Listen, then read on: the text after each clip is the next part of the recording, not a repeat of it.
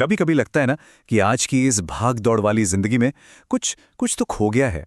तो चलिए, आज हम जनवरी 1971 के अखंड ज्योति में दिए गए उस ज्ञान की गहराइयों में उतरते हैं जो शायद आज के समय के लिए सबसे जरूरी है। हमारी ये यात्रा शुरू होती है एक जानी पहचानी भावना से, एक खालीपन, एक जुड़ाव की कमी और एक गहरे अर्थ की तलाश, जिसे ये लेख युग की पीड़ा का नाम देता है। ये सवाल शांति का मार्ग कहाँ है सिर्फ कोई फिलोसॉफिकल सवाल नहीं है। ये सवाल आज हम में से बहुत से लोगों के मन में गूंजता है जब हम अपने जिंदगी की मुश्किलों और दुनिया की उथल-पुथल के बीच एक ठहराव खोजते हैं। और यहीं पर ये लेख एक ऐसा विचार सामने रखता है जो सब कुछ बदल सकता है। वो कहता है कि समस्या बाहर नहीं, अंदर है। हमारी सारी बेचैनी की जड़ असल में हमारे ही मन और हमारे विचारों में है। ये एहसास ही अपने आप में बहुत बड़ी बात है। तो अगर समस्या अंदर है तो जाहिर है समाधान भी वहीं होगा। ये लेख हमें एक समाधान की तरफ ले जाता है, एक ऐसे नैतिक और आध्यात्मिक आंदोलन की तरफ जो एक नए युग को बनाने का वादा करता है। इस आंदोलन का नाम है युग निर्माण योजना। इसकी जड़ें शांति कुंज में हैं, जो आध्यात्मिक जागृति का एक केंद्र माना जाता है। ये सिर्फ एक कोरा विचार नहीं है, बल्कि एक नए, एक बेहतर युग को बनाने के लिए एक पूरा रोड मैप है। तो इसकी सबसे बड़ी चाबी क्या है? वो ये है कि असली बदलाव दुनिया को बदलने से नहीं, बल्कि अपनी सोच के अंदरूनी ताने बाने को बदलने से शुरू होता है। हमारे विचार ही वो जमीन है जिसमें हमारे आने वाले कल की फसल उगती है। तो आखिर ये विचार क्रांति है क्या? चलिए इसकी तह तक चलते हैं और उन सिद्धांतों को समझते हैं जो इस अंदरूनी बदलाव की चिंगारी को जलाते हैं। इस लेख का पूरा सार शायद इसी एक बात में छिपा है। जैसे हर बड़ी इमारत एक नक्शे से शुरू होती है, ठीक वैसे ही हमारी बाहरी दुनिया की हर हकीकत, चाहे वो अच्छी हो या बुरी, हमारे अंदर के एक छोटे से विचार से ही शुरू होती है। ये पंक्तियां हमें याद दिलाती हैं कि हम अपनी जिंदगी के बाग के माली हैं। हमारे विचार बीजों की तरह हैं। अब ये हम पर है कि हम कांटों को पानी दें या फूलों को। ये एक बहुत बड़ी जिम्मेदारी है, पर उतनी ही बड़ी ताकत भी। ये लेख दो तरह की सोच के बीच एक साफ लकीर खींचता है।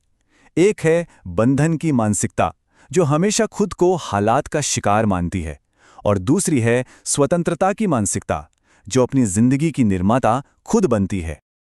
लेकिन सिर्फ अच्छा सोचना ही काफी नहीं होता है ना। विचारों को हकीकत में बदलने के लिए एक ताकतवर इंजन चाहिए, और वो इंजन है हमारी संकल्प शक्ति, हमारी विल पावर। ये बात हमें एक बहुत ही प्रैक्टिकल सीक्रेट बताती है। मजबूत इच्छा शक्ति एक दिन में नहीं बनती। ये तो छोटे छोटे रोज के संकल्पों को पूरा करने से बनती है, ठीक वैसे ही जैसे बूंद बूंद से सागर भर जाता है। अब हम एक ऐसे मोड़ पर आ गए हैं जहां हजारों साल पुराना ज्ञान और आज का विज्ञान मिलते हुए दिखाई देते हैं। ये लेख आध्यात्म को सिर्फ आस्था नहीं, बल्कि एक विज्ञान की तरह पेश करता है। ये लेख हमें एक बहुत ही गहरे विचार से मिलाता है कि हमारी चेतना अलग थलग नहीं है। ये तो एक विशाल ब्रह्मांडीय सागर की एक लहर जैसी है, जो दिखती तो अलग है पर है उसी सागर का हिस्सा। अच्छा, तो अब सवाल उठता है कि क्या इसका कोई वैज्ञानिक आधार भी है? बिल्कुल है।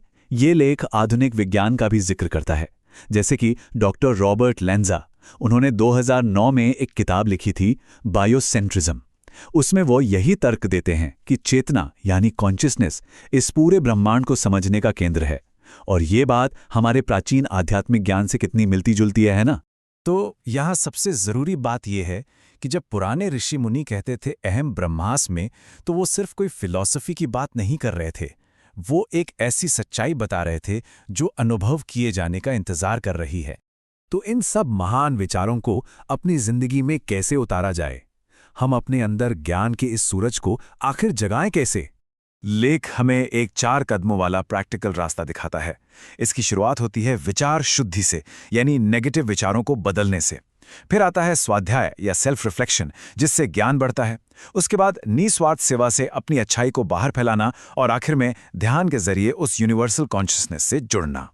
इन सभी कदमों का आखिरी मकसद क्या है? ये संख्या 1 उसी का प्रतीक है।